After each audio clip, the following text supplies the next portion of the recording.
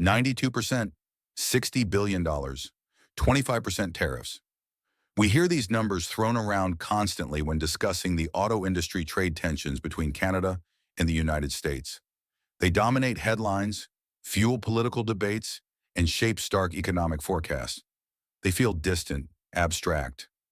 Lines on a chart, figures in a report. But what do these cold, hard numbers actually mean? What's the story behind the statistics? What is the real, tangible human cost? This isn't really a story about GDP percentages or complex trade deficits. It's a story about people, about communities built, sustained, and defined over generations by the hum of an assembly line. It's about the lives caught in the crossfire of decisions made hundreds, sometimes thousands, of miles away, in boardrooms and political chambers. Today, we're stepping away from the macroeconomic analysis. We're going beyond the statistics. We're going to Windsor, Ontario. Known proudly for decades as the automotive capital of Canada, Windsor's identity, its prosperity, its very heartbeat, has been inextricably tied to the rhythm of making cars for over a century. We're here to listen to the stories often lost in the noise, the stories of the Ontario auto workers, the local shop owners, the community members facing the profound human cost of U.S. tariffs, and the gnawing uncertainty of the trade winds. This is the story behind the numbers. Meet Mark. He's 52 years old. We're using a composite character representing the experiences of many. He's a third-generation auto worker at the Windsor assembly plant. His grandfather arrived here, like so many others, drawn by the promise of steady work, and helped build Chryslers back in the booming 1950s. His father spent 35 years on the line, retiring with a pension and a sense of accomplishment. For Mark, assembling minivans isn't just punching a clock. It's woven into his family history. It's a source of deep-seated pride. It's the tangible satisfaction of knowing his hands, his skill, contribute directly to something complex, something essential, something families across North America rely on every single day.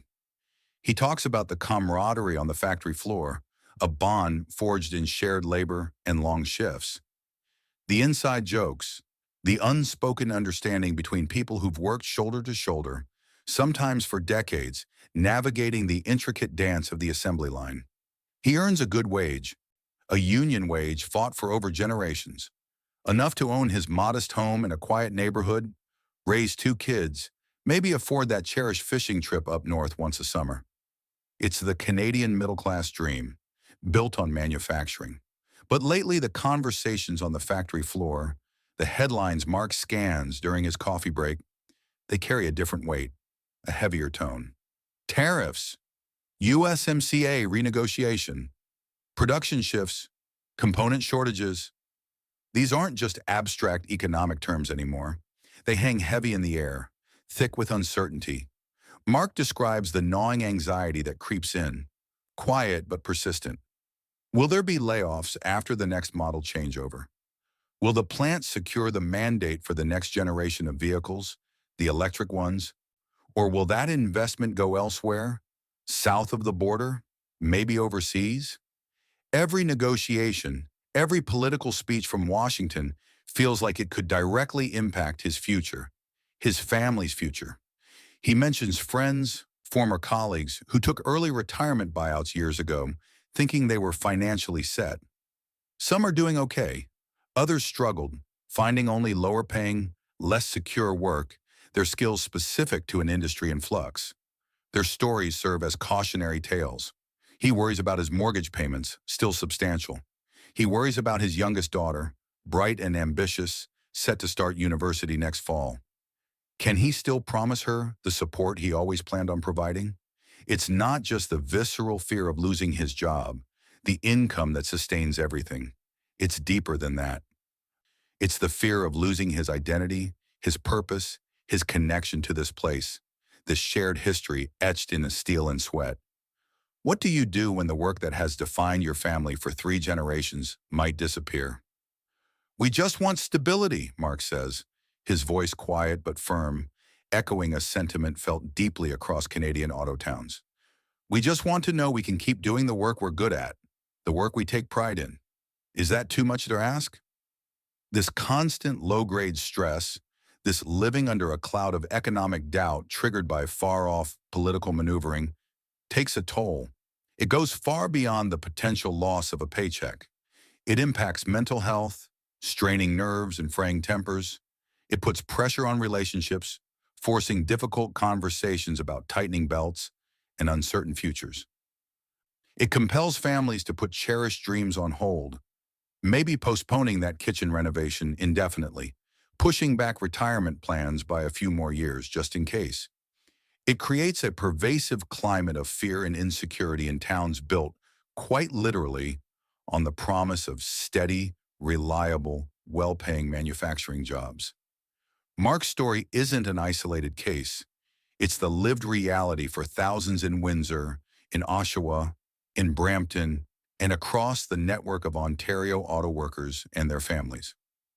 Their futures feel increasingly precarious, seemingly dependent not just on market demand or quality workmanship, but on the unpredictable whims of international trade policy and political calculations made across the border. The human cost of U.S. tariffs and trade disputes starts here, in the quiet anxiety around kitchen tables and the worried whispers on the factory floor. But the impact of the auto industry's fortunes, its anxieties and triumphs, never stops at the factory gates. It ripples outwards, touching nearly every corner of the community. Meet Sarah. She owns the Morning Shift Diner, a small, unpretentious spot just a few blocks from the sprawling Windsor assembly plant. For 20 years, her life has run in sync with the plant's schedule. Her busiest hours are marked by the influx of workers grabbing coffee and breakfast before their shift starts. Her lunch counter a mosaic of familiar faces in slightly greasy coveralls, sharing news and complaints over burgers and fries. Her business, like countless others woven into the fabric of Windsor, the independent auto parts suppliers, the uniform cleaning services, the corner stores selling lottery tickets and snacks, the mechanics, the real estate agents, even the local dentists and doctors, thrives when the plant thrives. The auto workers aren't just abstract economic units contributing to her revenue. They're her regulars, her neighbors, her friends. She knows their kids' names, asks about their families. Sarah explains with a weary sigh how even rumors of production slowdowns, potential shift reductions, or worse, layoff announcements immediately cast a chill over her business and the town's mood. People get nervous, she says, wiping down the counter during a lull that feels just a little too long. They start watching their pennies. Maybe they stop ordering that extra slice of pie, Or they bring a bag lunch from home instead of coming here. It's immediate, it's palpable. A temporary shutdown for retooling, or worse, a permanent shift reduction at the plant, doesn't just mean fewer workers getting that direct paycheck. It means significantly fewer customers walking through Sarah's door each day. It means fewer bulk orders for her local bakery supplier. It means less money circulating through the entire Windsor, Ontario economy. She had plans, Sarah mentions quietly. Maybe finally renovating the aging kitchen, perhaps hiring another part-time waitress to help during the peaks. Now, everything's on hold. Wait and see. Hope for the best. It's a stark daily reminder. The true community impact of the auto sector's health, or ill health, extends far, far beyond those individuals directly employed on the assembly line. Visual. Wider shots of Windsor streets. Some storefronts might look prosperous, others perhaps vacant or struggling, emphasize the interconnectedness. Sarah's Diner, in many ways, is a microcosm of Windsor itself. This city, like so many proud Canadian auto towns built during the industrial booms of the 20th century, developed an intricate, deeply interwoven economic ecosystem. An ecosystem overwhelmingly reliant, for better or worse, on the continued success and stability of its anchor industry. When that anchor shows signs of rust, when it seems unstable or threatened, the entire delicate web trembles. The prosperity wasn't just concentrated in the plant, it radiated outwards. And now, the vulnerability radiates outwards too. But amidst the pervasive uncertainty, amidst the anxieties felt by Mark and Sarah, there are those digging in, refusing to let the town's future be solely dictated by external forces. There are those fighting for Windsor's next chapter. Meet David. Imagine him as a longtime union representative who's seen decades of contract negotiations, or perhaps a dedicated official at the local economic development office, tirelessly working to attract new opportunities. He's witnessed the cyclical nature of the auto industry firsthand, the exhilarating booms that built fortunes, and the devastating busts that tested the community's resolve. He speaks with a pragmatic blend of weariness, born from navigating past crises, and a fierce, unwavering determination fueled by a deep love for his city. He readily acknowledges the deep-seated anxiety gripping the community, the very real fears Mark expressed, but he also pushes back against narratives of decline, highlighting the inherent resilience, the grit, the strong sense of identity that defines Windsor. David talks animatedly about the ongoing, multi-pronged efforts to adapt and evolve. He points to the significant investments in retraining programs, initiatives funded by unions, government, and educational institutions, aiming to equip the existing skilled workforce with the new competencies needed for electric vehicle production, battery manufacturing, or even entirely different high-tech sectors. He highlights the city's strategic push to leverage its unique location, its border proximity, its logistics infrastructure, its deep manufacturing know-how to attract new industries beyond automotive, advanced manufacturing, agribusiness technology, life sciences. Diversification isn't just a buzzword, it's an active survival strategy. He emphasizes how securing those major EV battery plant investments, like the Stellantis LG facility, felt like vital lifelines, potential anchors for a renewed industrial base, crucial wins in a fiercely competitive global landscape. But David is also deeply realistic about the sheer scale and complexity of the challenge ahead. Retraining thousands of workers, especially mid-career individuals, takes significant time, sustained funding, and personal commitment. Success isn't guaranteed for everyone. Attracting truly diverse, large-scale industries to a town historically and logistically configured around automotive manufacturing is a slow, painstaking, intensely competitive process. You don't replace an anchor tenant overnight. Furthermore, the much-heralded transition to electric vehicles, while holding immense long-term promise, presents its own set of immediate challenges. EV production often requires different skill sets, potentially fewer assembly line workers due to simpler vehicle architecture, and critically, it doesn't erase the immediate vulnerability of existing production lines, like Mark's minivan line, to ongoing U.S. trade disputes, component shortages, or shifts in consumer demand before the EV transition is complete. And underlying all the local efforts, all the community resilience, David shares a palpable frustration. It's a feeling echoed across Windsor, a sense that the town's ultimate fate, the security of its people's livelihoods, is too often being decided in political arenas far removed, in Ottawa, and especially in Washington, D.C. Decisions driven by complex geopolitical calculations, domestic political pressures, or abstract economic theories that seem utterly disconnected from the tangible daily lives of the people building the cars, running the diners, raising their families here. He expresses a quiet exasperation with the political gamesmanship, the seemingly casual use of tariffs and trade threats as bargaining chips in larger disputes. Often, he feels, without a full empathetic consideration for the real-world human cost, the community-level disruption they unleash. We can do everything right here on the ground, David might say, his voice laced with fatigue.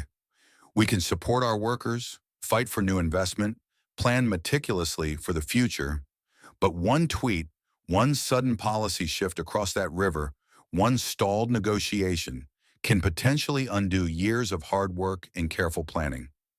It's a constant feeling of precariousness, of trying to build a stable future on foundations that feel like shifting sands, influenced by forces largely beyond local control. Mark's quiet anxiety about providing for his daughter's education, Sarah's dwindling lunch counter receipts and shelved renovation plans, David's weary but determined fight to steer his community through turbulent waters. These aren't isolated anecdotes. They are individual threads in a much larger tapestry, snapshots revealing the true, deeply human cost hidden behind the stark headlines about U.S.-Canada auto tariffs, trade wars, and economic uncertainty. The cost isn't adequately measured in billions of dollars traded or percentage points shaved off GDP growth forecasts. It's measured in sleepless nights filled with financial worry. It's measured in dreams deferred, in opportunities potentially lost for the next generation. It's measured in the slow, grinding erosion of community fabrics, the fraying of social bonds in towns built over generations on shared work and shared prosperity. It's the vital human dimension, the hopes, fears, and daily struggles, so often rendered invisible by abstract economic analysis and high-level political posturing. Windsor's story, while specific in its details, is a profoundly Canadian story, but it's also a North American story, echoed in countless other legacy industrial towns across the continent. Flint, Michigan, Lordstown, Ohio, Oshawa, Ontario, all grappling with profound economic transformation, globalization, automation, and the enduring impacts of shifting trade policies. It forces us, wherever we live, to ask difficult, perhaps uncomfortable questions. Beyond the statistics, beyond the politics, what responsibility do we truly have to the communities and to the individual people whose lives and livelihoods are so directly impacted, often disrupted, by these large-scale economic shifts and international trade policies? What do we owe towns like Windsor and the generations of workers who helped build our collective prosperity? Share your reflections, your thoughts, in the comments section below. The challenges facing Windsor today, of course, didn't arise in a vacuum. They are part of a much longer, complex history of industrial change across North America. To understand the broader historical context, how automation, globalization, and policy shifts have reshaped manufacturing communities over decades, the rise and fall of the Rust Belt, we've prepared a detailed historical deep dive. Thank you for listening to these stories.